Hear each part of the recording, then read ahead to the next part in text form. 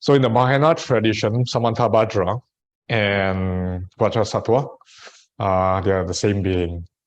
In the Mahayana tradition, the Samantabhadra is the Bodhisattva of great action. So these are the 10 great vows that he made. So paying homage and respect to all Buddhas. We're not just talking about the historical Buddhas or the Buddhas as a being, but it is to honor that everyone has this Buddha nature within themselves, that we too have that Buddha nature, to always be mindful on that, to concentrate, to meditate on that. That is that sometimes we have some impurities that we cloud our minds, and then we can't see the Buddha within us and the Buddha outside of us. This is also why in the Chinese tradition, the Buddhists will greet each other with Amitabha. Amitabha means boundless light, boundless lifespan. So when we say Amitabha to someone, we're actually recognizing the Buddha nature, that you also have the capacity of boundless lifespan, boundless light. We recognize the Buddha in each other. And to praise the Tathagata, which means to praise the historical Buddha, to honor, revere the teachings. So you make abundant offerings, giving generously.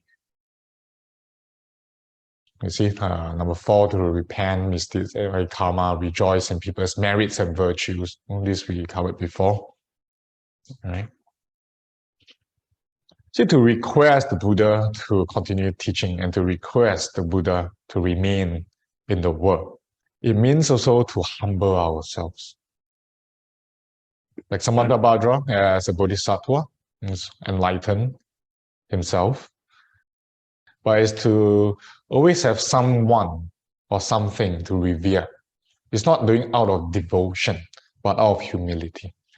So when our historical Buddha himself, when he gained enlightenment, he also bowed down to something. He bowed down to the Dharma that he discovered, the truth that he discovered. It's a practice of humility. Like Hasim and I have demonstrated, just passing the mic to each other, right? We honor someone else, that they have the practice, they have their insights, and we respect that. We're all here on a journey to learn, to become better in our cultivation on the path towards enlightenment. It doesn't mean that, no, my enlightenment is greater than yours or yours is greater than mine. That we can sit together, and just recognize there's no separation between us in view of emptiness. So we can respect someone else. That is okay if the teachings don't come from my mouth, because we're not seeking to be praised. It's all the Buddha's teachings. When we are on this path, when we practice, when we share the Dharma, we share a smile, we give our mindful presence, our compassion to someone else.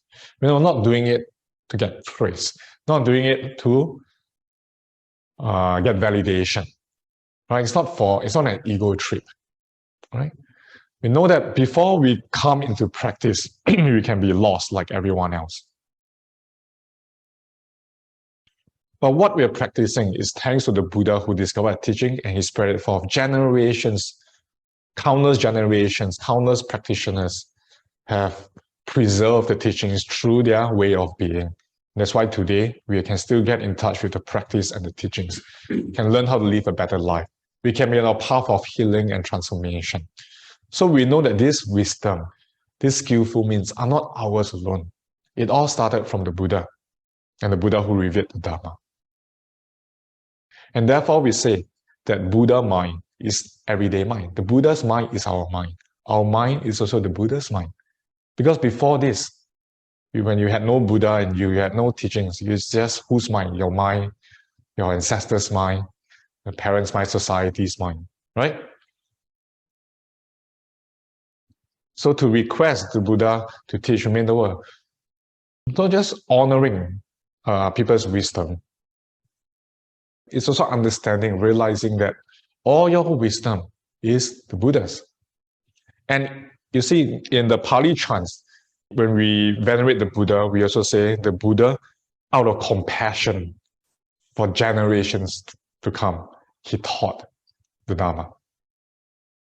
What does that mean? By future generations. And that is us. He had foresight, thought that if he's going to teach for the benefit and welfare of all beings for future generations, which also means to say that 2,600 years ago, we really existed in the Buddha's mind. He thought about us. That's what he thought.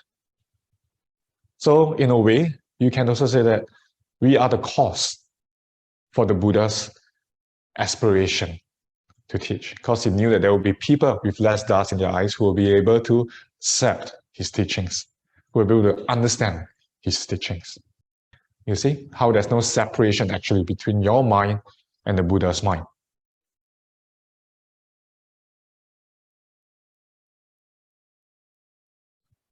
This can help us in our practice as well when you're seeking wisdom or anything. It's that your mind, that is the Buddha's mind right here.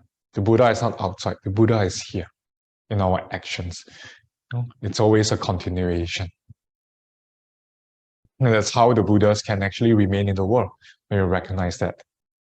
Physically, the Buddha or someone you love, someone who have inspired you in your life, might not be here anymore. But they're still around, aren't they? You practice also for them. You want to generate merits for them, for a better rebirth, or for having a better life, right? They are also the cause. They inspire us to practice. So we can't say that we're better than others. Or this person is not practicing, this person is ignorant, this person is a bitch, is a jerk, all that kind of thing. Right? We set forth this noble aspiration to practice, to preserve the teachings. And these beings, sentient beings, are the ones that inspire us to continue. And we want to honor it, we want to cherish it. So point number 9, to accommodate and benefit all beings. This is very important to note. What does it mean to accommodate all beings? It's not just to give beings the Dharma. It's not just to say, hey, you need to meditate, you need to be mindful. No, I think this is what you need. You need to read this book. No, I think you need to get a hold of your life. I think you need to come to Hermitage. I think you need a teacher DK. No, it's not that. It works for you, right? But it might not work for them at all. That's why we need to accommodate beings when we want to help them, want to serve them. And that also means that we can be contented with their level of happiness. They find that they can have a moment for themselves. We honor that. Which means that when we want to really serve someone, we want to help them. If they just want to eat chips, we give them potato chips, although it's unhealthy.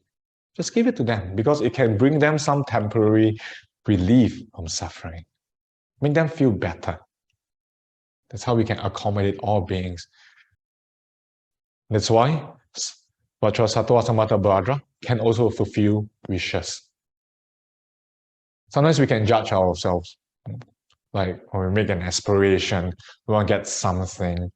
We know what our needs are. We know that maybe some of our wants are coming from our kileshas. But if you try to be a super practitioner and say that, oh no, I don't want what I want, I just want what I need, sometimes we end up suffering. It means you stretch yourself too thin. Can't try and be a super spiritual person. And I've seen people suffering because of that. I've met people who are so inspired by the Buddha's teachings, and they decide to just throw everything away, give everything away, sell everything and donate the money away. Because it's very noble. They think that they will just live in monasteries and eventually become a monk. And after going on retreat for like just less than 1 year, 6 to 8 months, I met people like this, and they realize that, actually this kind of lifestyle is not for me.